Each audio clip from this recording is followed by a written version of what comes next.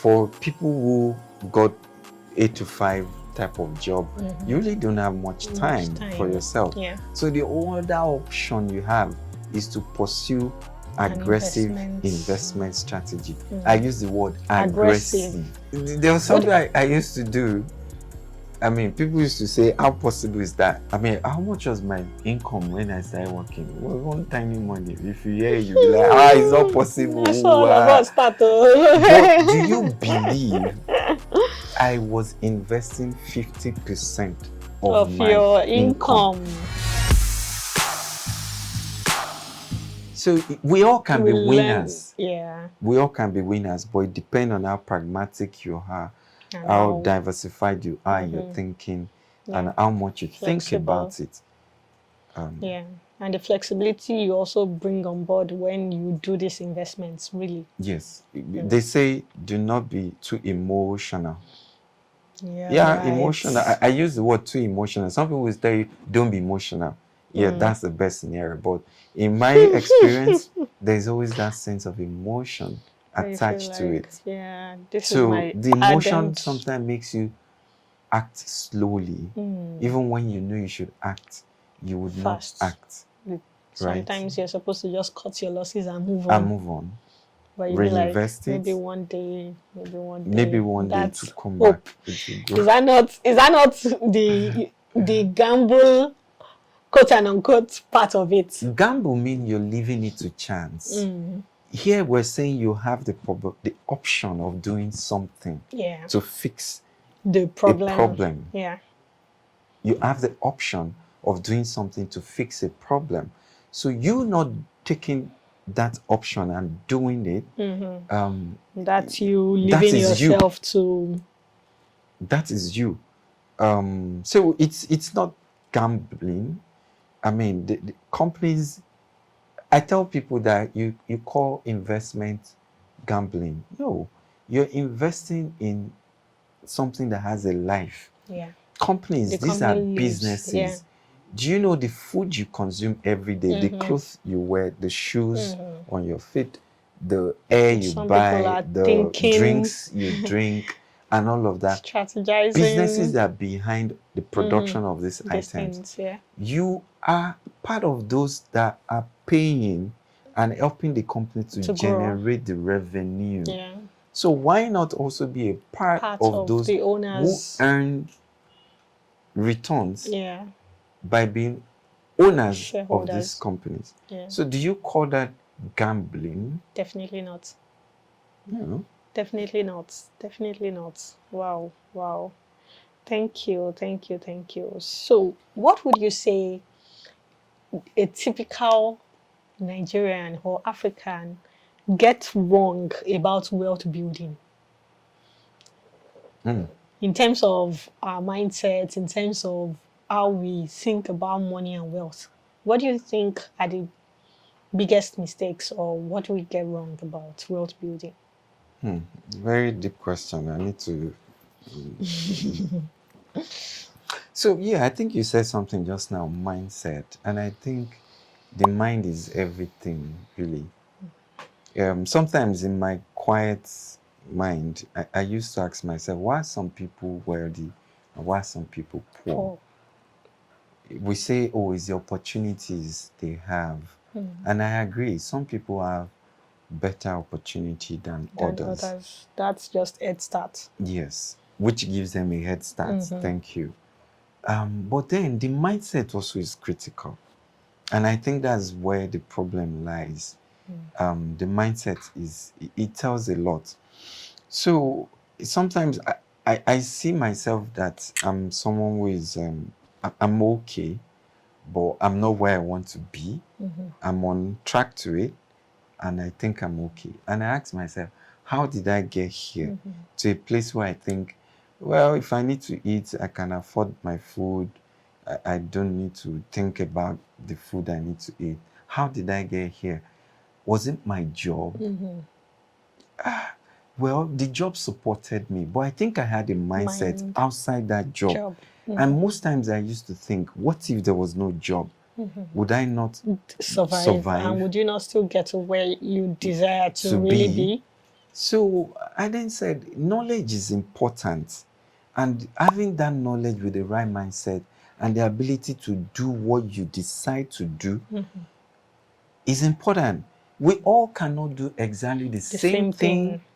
So some people, I mean, recently a book was published and everybody's talking about the book. Some of the wealthy Nigerian today took over 200 billion in loans to go into oil and gas. Yeah. Now, what kind of mindset can really spur you to do such a thing? Yes. Really? The mind the guy has or he has, is it different from the mind I have? Honestly. Like sitting in my body, the mind is sitting in my body. Is it different from me? Or is it different from the one sitting in your body? So what could give him that effrontery, that comfort, that confidence to say, I'm taking these loans from 5 banks and this is what I want to use it for? Yeah. Well, you tell me, did they give him the loan for free? What about the collateral? What about the this? What about the that? Well, even the starting point, like the fact that you can conceptualize it in your mind and say, oh, this is actually attainable, I can do it, and then launch out. There are so many steps to this. To it. Yeah. So, and I said again that knowledge is important. Very important. The day I told my dad that borrow me 5 million, I was like fresh from school. I just got a job. And then the next thing I was telling him, Daddy, please, I need this kind of money. And the man was looking at me like, and you know, we had prominent those days, 419 and all of those sort of things. And it was like, are maybe you sure you're under influence? He said so many things. And I had to start explaining the investigation. No, that's all.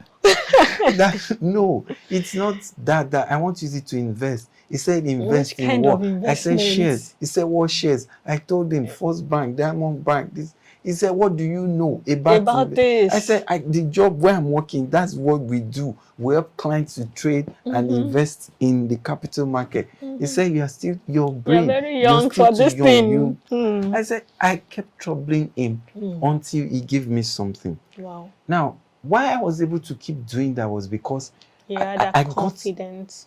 Got a confidence from knowledge and a certain type of exposure. I saw people investing and making money. I saw, when you say first time, money working for you. I saw what it actually meant. That money is working for you. Like you're just somewhere and the next thing, your account statement is saying X, Y, dividend, Z. Because income. you took a risk to invest in a business. And I said, hey. And I asked myself, if the owners of the big companies today, back then, one of my favorite companies I've invested in all my life, Zenith Bank, GT Bank. If the owners of this bank could put their own money in this bank and they own 50%, 40%, whatever percentage they own, and they don't have any fear. They're not panicking. They're not panicking. They're sleeping and waking up. With my 100,000 naira, that I'm not able to have that kind of similar mindset that let me even, there's something we call copy trade. Let me even copy them. Even if I don't know, let me just, if they've done this, it worked for them, let me copy them. So I said, what make them wealthy? What make me poor? I realized, yes, like we said at the start, they may have had some head starts, which I may not have had, but overall, the mindset, the knowledge, the right exposure, I think makes a difference. And I think for Africans, for Nigerians generally, we need to put in that effort in getting or seeking the right knowledge. You know, I don't know how else to describe it. I don't know how else to put a lot of emphasis on that. Knowledge. As simple as it sounds, it sets you apart from every other thing. It lets you know if you're on the right track or not, because that's when you know what you're pursuing, what you're working towards. We all may not be billionaires and wealthy, but we should all be able to attain some level of comfort and some level of financial security. Which I believe, whatever it is we are doing, you're an artisan, you're an employee, you own your own business, you are a trader, you're a blogger, you're a TikToker, whatever it is you do, that's your that primary. differentiating You factor. need to then think about secondary. What additional knowledge can I acquire that I can use to amplify my capacity, whether earning capacity or revenue generation capacity today? What other knowledge can I acquire to help me amplify it? And I used to say, for people who got 8 to 5 type of job, you really don't have much time for yourself. Yeah. So the other option you have is to pursue aggressive investment strategy. I use the word aggressive. You invest like your entire future depends on today. And yes, it actually does depends on today, because how many years can you even be in service for? At some point, you're old and out. Yeah. So really, there was something I used to do. I mean, people used to say, "How possible is that?" I mean, how much was my income when I started working? It was one tiny money. If you hear it, you'll be like, it's not possible. That's all about start. But do you believe I was investing 50% of my your income? Now you say, so how do you don't do other things? Yes. There's no... I was not living there really, like, I don't bore. I just do the basic and I survive. You mentioned something about your father questioning you. Do you think parenting actually has anything to do with investing? Like we mentioned something around head stats. Do you think parenting actually gives that head stats? Or do you think parents should pay attention to giving their children financial head stats?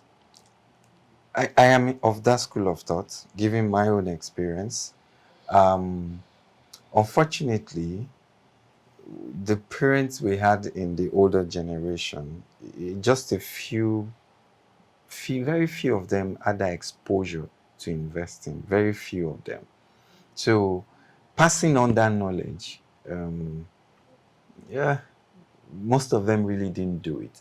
A few of them did it. At least I have a couple of friends who have said, oh, yeah, they remember their dad or their mom, they worked at this bank, worked at that bank. They used to buy shares. In fact, they bought some in their name, right? A few. Some of those shares they bought in their name today, they can't even trace it because maybe the share certificate is lost and all of that process is quite cumbersome. But speaking back to the real question is, I share that school of thought that parenting has a role to play. Sometimes you can't give what you don't have, even as a parent. Yeah. So you need to be able to acquire that knowledge and have a mindset that you want to pass it on to your kids or your children. Very important. And for me as a person, I think it's a critical thing I like to do. It's a critical thing. Nice. With the knowledge I have and my exposure, I would not hesitate to because pass on I that realized that I could have even been wealthy before I was 18. Definitely. If only my parents had that exposure, that exposure to have mentored me. And while they were mentoring me, they also were sowing a seed on my behalf. Yeah. And all of those two combined, by the time I'm 18, gives me this, it propels me. Massive head start.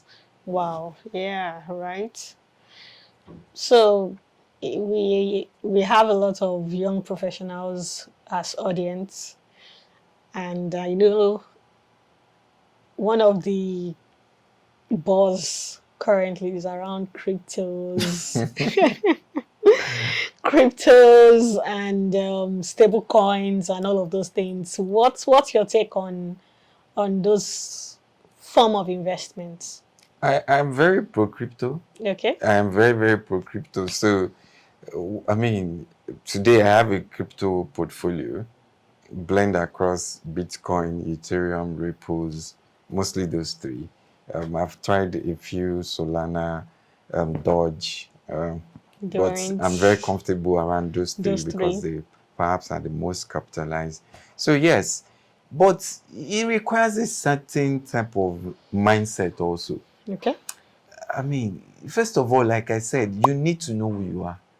If you don't like risk, if you don't like taking risk, Don't you bother find it difficult to try to try in that space. in that space. Hmm. I love risk. When I say I love risk, sometimes I ask myself, how much do you really love risk? And some of the things I've dared to do, I look back and I'm like, oh wow. Be like, say truly you You like like risk. risk. In The hindsight. way I think in my mind, the things, I'm this person that you put, back then I was younger, there's water in a bowl, there's boiling ring in the water connected to light. It was hot, boiling. And I was telling myself, how would the sensation of putting my finger in this boiling water and the electric shock, like? the two combined, how would it feel like?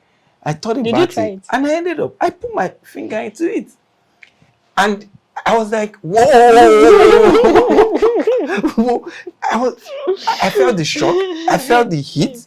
I was like, I actually don't even know how to describe the feeling. Can you imagine? And then everybody was like, is something wrong with you? How you put your hand inside hot water that is connected to light plus the electric shock? You could die in that process. Can you just imagine? And Curiosity. I was still that in kills the secondary cats. school when I tried all of that. So, and I think in a way that kind of propels and it reflects on your investments. For a long time, people talk about doing fixed income. If you are within my inner caucus, you know fixed income isn't for me. Yeah. No, I'll take the risk. If I lose the money, I lose it. If I make the money, I make it. You ball. So, nice, so that nice. But it's not just about saying these things like that. First, understand who you are. Understand who you are. Know your risk appetite, because the idea is, why lose money? You don't have to lose any money. I mean, you don't have to lose any money. So understand who you are and go for investment vehicles that matches your profile. Risk appetite. Yeah. Matches your risk profile, matches your return objective. If you want strong return, high return, the rule also is that you have to take high risk. The higher the returns is a life principle. I am very pro cryptocurrency. Truth is, we really don't know what the fundamentals are driving the market. Yeah. A lot of people are questioning the fundamentals behind cryptocurrency, and that's why it's a bit like this, like that. Most times there's this news that, one government somewhere, maybe in the European Union or the US or the UK, they are passing a law that they're going to permit, and all of those news tend to influence the markets. That's usually what you find in the marketplace. So, but I think is one of those novel investments. And with time, they would actually, like you said, they are here to stay. And with time, they would be the conventional money, while all these ones would later be faded out. Because that was how internet came. True. And now internet is here to stay. Yes. Whether we like it or not. Yes. Well, I evolution. don't know. There's a strong debate if cryptos will become the new money or this mainstream money we're spending. But you know or it won't.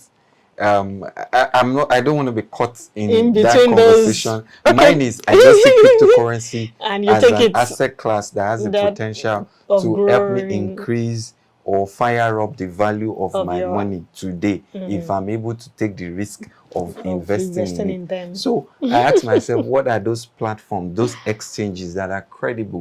Because that's the next thing people need to know, that investing in cryptocurrency, because if you go on Telegram, there are several, and that's where people get bonds. Exactly. That's where people get bonds. You need to ask yourself which one exchange is the right exchange. One. I'm not here to market any exchange, but some of us, we all know the prominent names. Yeah.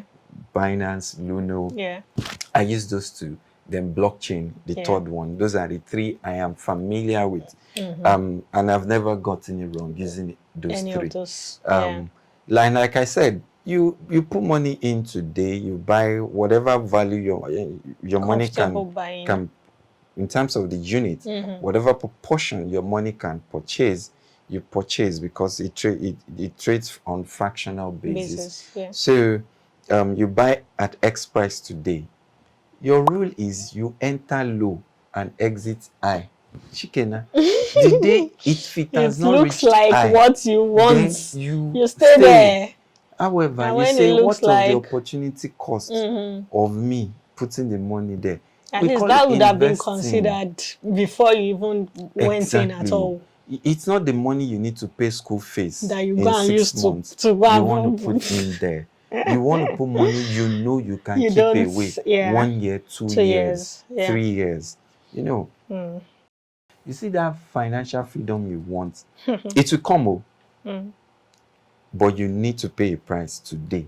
And that price is your ability to be conservative with your expenses. The peer pressure will be there for you. I love fashion a lot. But regardless of how much I love fashion, I don't just spend.